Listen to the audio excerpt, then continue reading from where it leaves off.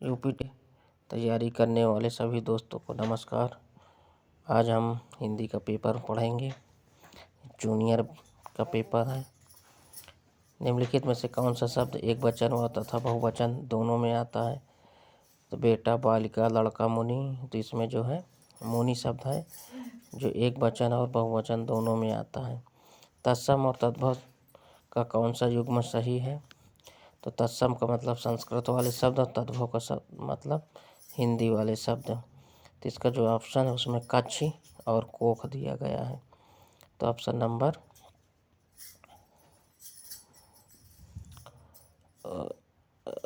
चौथा सही है।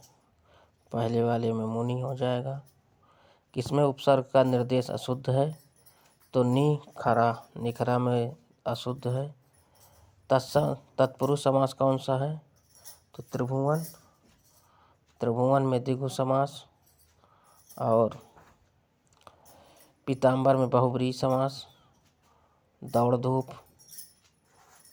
होगा नहीं। तो मधुमक्खी। तो यहाँ पर जो ऑप्शन आंसर की में दिया गया था तत्पुरुष समास मधुमक्खी में होगा। ऑप्शन नंबर तीसरा। सिर पर सवार रहना मुहावरा का अर्थ क्या होता है?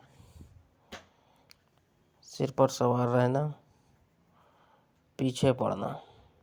Option number 2। विलोम की दृष्टि से सही नहीं है।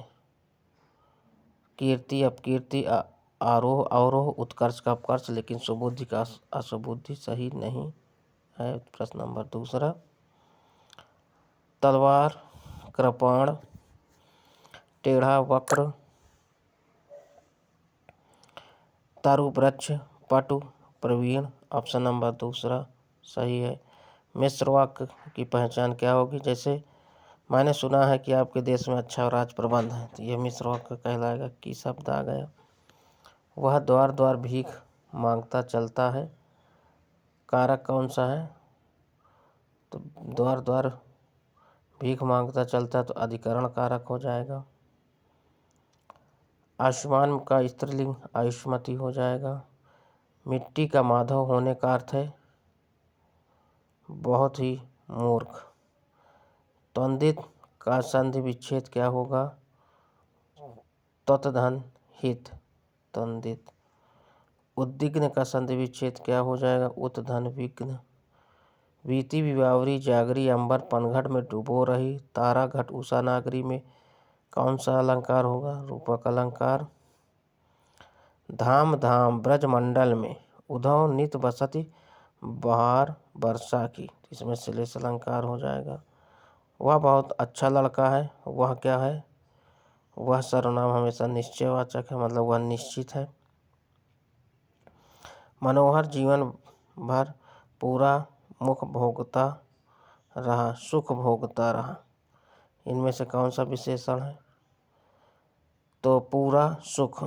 पूरा कौन सा होता है? तो परिमाणवाचक विशेषण हो जाएगा।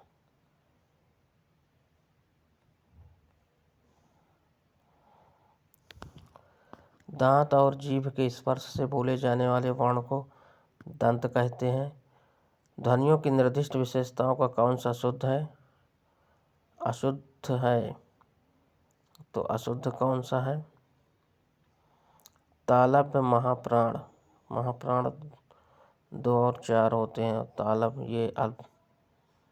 बाण का पर्यायवाची नहीं है, तो बाण का पर्यायवाची सारंग नहीं है। उपचारात्मक शिक्षण का आधार निम्नलिखित में से कौन सा है? उपचारात्मक का मतलब निंदात्मक परीक्षण। अयोगवाह किसे कहा जाता है?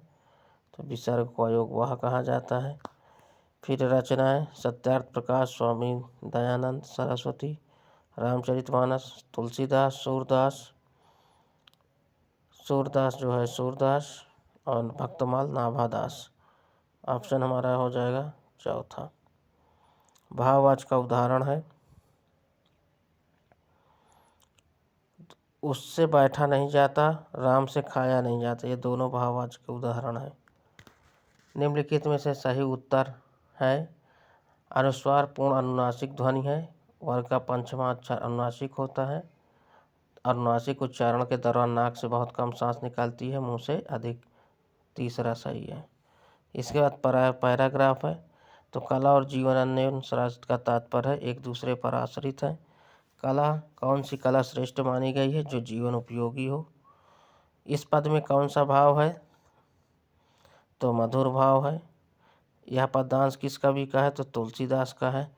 चांदनी चौक में कौन सी संज्ञा है? तो चांदनी चौक में क्या है? ये एक न भाववाचक है, न द्रव्यवाचक, न जातिवाचक है, तो ये है व्यक्तिवाचक। और हिंदी का पेपर समाप्त होता है। धन्यवाद।